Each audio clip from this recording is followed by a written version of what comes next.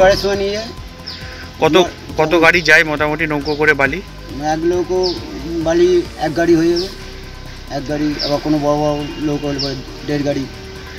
কতদিন ধরে এই গঙ্গা থেকে বালি তোলা চলছে? মোটামুটি অনেক দিন ধরে, ছোটোবেলাতেই দেখি।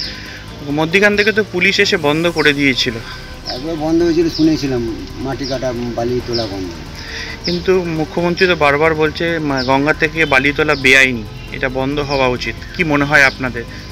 আর কি বলবো, এত কিছু বলার নেই, যে যা পাচ্ছে করছে, এটা আর কি। সারাদিনে কতবার নৌকো যাতায়াত করে বালি নিয়ে? মানে দিনে একবারই করবে, কেন রাত্রিতে তো ওরা করে না, দিনে একবার। জোয়ারে ভাটারে যাবে, জোয়ারে আসবে।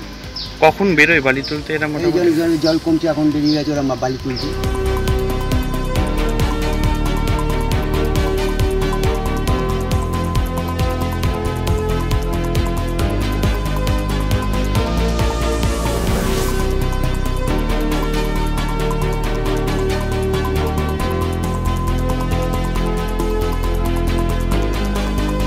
কখন এই বালি নৌকোগুলো আসে? ওই একটু বাড়ি আসবে, দাঁড়িয়ে আছে, দু একটা আসবে। ওকে। সারাদিনে কটা যায় এরকম নৌকো? 5-7টা যায়। প্রশাসন কিছু বলছে না? হ্যাঁ, কিন্তু রাজ্যের মুখ্যমন্ত্রী তো বারণ করছে যে বেআইনি বালি তোলা গঙ্গা থেকে বারণ। কি বলবেন? কে বারণ করে? ছাড়েন না, পয়সা দিলেই সব হয়ে যাবে, পয়সা দিলেই সব হয়ে যাবে। পুলিশ আসে না? কিছু আসে না, কেউ কাজ খোঁজ নেয় না। আমরা যাবো, কারণ গভর্নমেন্ট বালি। সারাদিনে কয়টি নৌকো যায়, যাতায়াত করে? 5-6টা যায়। 5-6টা। এই গঙ্গা থেকে এরকম বালি তুলে নিয়ে তো ক্ষতি হচ্ছে এটা।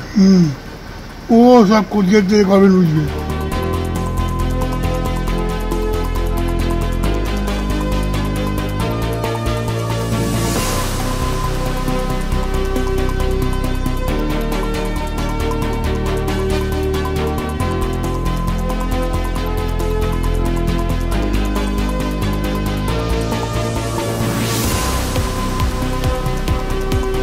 তা থেকে বালি তোলার জন্য লোকেরা জল ডুবে যাচ্ছে।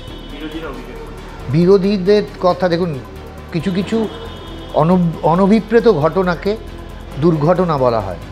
সমস্ত দুর্ঘটনাই খুবই দুর্ভাগ্যজনক। আমার মনে হয় দুর্ঘটনা, মৃত্যু, অপমৃত্যু বা অপঘাতের মৃত্যুগুলোকে না রাজনৈতিক রং দেওয়ার কোনো দরকার নেই। দেখুন, মৃত্যু তো একটা ক্ষতি, তার জন্য ওইভাবে কোনো রাজনৈতিক রং দেওয়ার দরকার নেই। হ্যাঁ, যদি বালি উঠে থাকে সেটা প্রশাসনিকভাবে আমি সবসময় প্রশাসনকে বলা হবে, প্রশাসন দায়িত্ব নেবে যাতে এই ঘটনাটা ভবিষ্যতে আর না ঘটে। দেখুন, আমি একটা কথা বলি, আমি নিজেও দেখেছি যখন আমাদের এখানে গঙ্গার ধারে ছট পুজো ইত্যাদি অনুষ্ঠান হয়, ছট পুজোর সময় একটি এরকম দুর্ঘটনা ঘটেছিল। আমি নিজে দেখেছি পৌরসভা সম্পূর্ণ দায়িত্ব নিয়ে, প্রশাসন সম্পূর্ণ দায়িত্ব নিয়ে প্রত্যেকটি ঘাটে, উত্তরপাড়া, কোন্নগরের প্রত্যেকটি ঘাটে মাইকিং হয়েছে, তার প্রশাসনিক ব্যবস্থা ছিল, জলের নিরাপত্তারক্ষীরা ছিলেন, ডুবুরিয়ান সব ছিল। বারণ করা সত্ত্বেও যদি মানুষ সেই বারণ উপেক্ষা করে যদি মানে নিজের লাইফে নিয়ে নিচে নামেন, সেটা কি করতে পারবেন আপনি বলুন? আগে ভাবতে হবে যে কোন জিনিস পোর্ট ট্রাস্টের আন্ডারে আর কোন জিনিস স্টেট গভর্নমেন্টের আন্ডারে। এই যে বালি তোলা ব্যাপারটা, এটা টোটালি এখানকার রয়্যালটি যত হয় সেটা রাজ্য সরকার আন্ডারে হয়, আর এটা রাজ্য সরকারকে দেখা উচিত।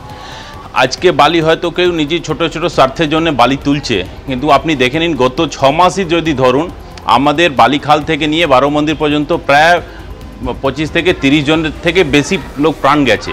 আজকে যখন বন্যা আসছে, আপনি জোয়ার ভাটা যখনই হচ্ছে দেখবেন জোয়ারটা গিয়ে দক্ষিণেশ্বরের দিকে একটা ধাক্কা মারছে, আবার রিভার্স হয়ে 12 মন্দির পর্যন্ত যে আসছে, ওখানে একটা ঘূর্ণি মতন পরিস্থিতি তৈরি হচ্ছে, যেখানে ফেসে ফেসে লোকের প্রাণ চলে যাচ্ছে। আজকে এইটা জিনিসের সাথে বালি তোলার সম্বন্ধও আছে।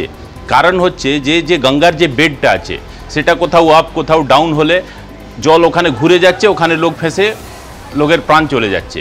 এটা যদি লক্ষ্য যদি কেউ করে, আমি তো বারবার বলছি স্থানীয় প্রশাসন বা এখানে যে জল পুলিশ আছে বা নিশ্চয়ই আরও যে ডিপার্টমেন্ট এর সাথে যুক্ত আছে, তাদের এটা জিনিসটা দেখা উচিত। বারবার খবর হচ্ছে পুলিশ সাময়িকভাবে বন্ধ করছে, কিন্তু আবার চালু কেন হয়ে যাচ্ছে? সে সমস্ত বালি উঠে মাকলা অঞ্চলে কোনো ইটভাটা বড়- হয়ে যাচ্ছে এমনটাই শোনা যাচ্ছে, কি শুনুন বলবেন? দেখুন, ইট ভাটা তো চলবেই, ইট ভাটা আছে, কিন্তু নিশ্চয়ই এর উপরে কোনো বড় হাত আছে।